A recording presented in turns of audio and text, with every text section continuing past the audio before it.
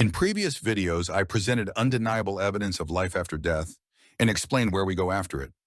I also discussed what dreams really are and showed the tragic consequences that suicides face after their death. I shared some of the many NDE stories that I have gathered over more than 20 years of researching death and life beyond the material body.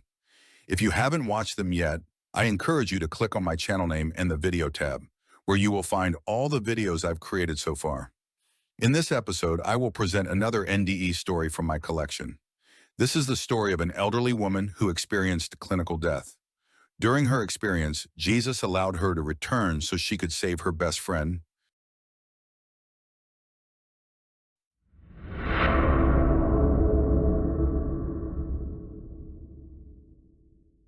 3 years ago, my only son died of cancer. My husband and daughter-in-law had passed away even earlier. I was left alone in the old house. The house is almost as old as I am, as my father built it when I was a little girl. My only granddaughter lives and studies in Krakow, and my extended family is scattered across other parts of Poland. Even my closest neighbors live about 200 meters away, beyond the forest. Only my little dog Charek stayed with me. The only person who visits me is our postman, but only when he has a letter for me, so he doesn't come by often. My granddaughter visits even less frequently, usually just once a month. But I don't blame her because it's a long way from Krakow. Charek is 10 years old now, but he's doing quite well. I let him out into the yard to run around, and the rest of the time, he spends with me in the house. Thanks to him, I have someone to talk to, and I often feel he understands a lot of what I say to him. Even though he's getting on in years, he still loves it when I throw him a stick in the yard. In winter, he sleeps under the covers with me, keeping me warm. One day, Charek and I were sitting on the couch, watching TV. I suddenly felt very weak and dizzy.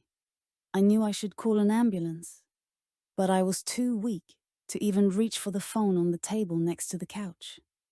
Charek looked at me with sad eyes and whimpered. I felt my time had come, and I was leaving.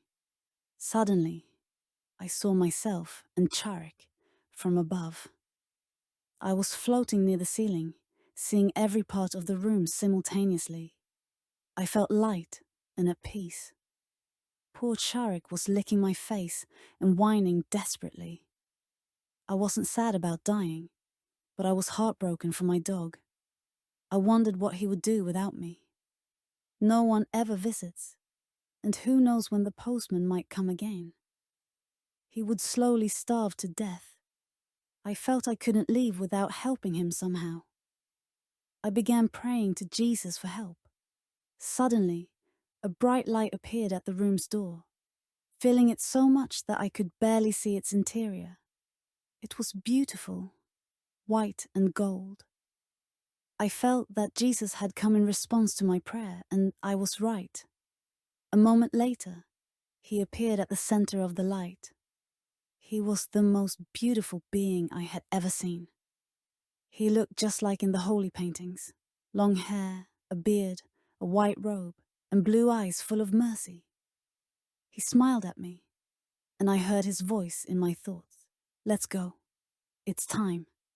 I asked what would happen to Charek, as he would surely die. Jesus replied, You too have died, yet you still live. Death does not exist. I agreed that it was true. I still lived. But I had died quickly and without pain, while my poor dog would suffer for days, dying of hunger. Hardly anyone ever visits. Jesus spoke again. Your mercy for this creature is commendable. Therefore, if you wish, I will allow you to return to save your friend. I asked if he would come for me again after I had ensured Charek was in good hands. He smiled and nodded. So I said I wanted to go back. Suddenly, I woke up in my body. Charek started barking, whining, and wagging his tail in joy, jumping all over me. With my weak hand, I grabbed the phone and called my granddaughter, asking her to take care of Charek when I pass away. She was very scared and said she would call an ambulance. Again, I asked her if she would look after Charek. She answered, crying, that she would. About 20 minutes later, the ambulance arrived and took me to the hospital. The next day, my granddaughter came to visit me in the ward. She said she would stay at my place for a few days to take care of me and Charek. I told her about my encounter with Jesus, but young people have little faith these days. I could tell she didn't really believe me, but at least she promised to take Charek with her to Krakow when I pass away. The protagonist of this story died a week later. So this is yet another NDE story that provides us with insights about death and life beyond the material body. It shows clearly that the religion we adhere to in life significantly influences what we see after death. In this case, Jesus appeared, and the author of the story mentioned that he looked just like in the holy paintings. Therefore, it is crucial to acquire the right knowledge and worldview based on freedom and love before the end of our incarnation. This will minimize the chances of getting lost in the non-material worlds or being persuaded into another incarnation. You can read more about this in my publication, which contains all the knowledge about life beyond the material body that I have gathered over more than 20 years of research and personal experiences. The link to purchase is in the description below the video. You will also find my email address there, where you can send your own NDE experiences or those of your relatives or friends. I will do my best to create more videos from them if that is your wish. That's all for today. Thank you so much for being here, and see you in the next episode.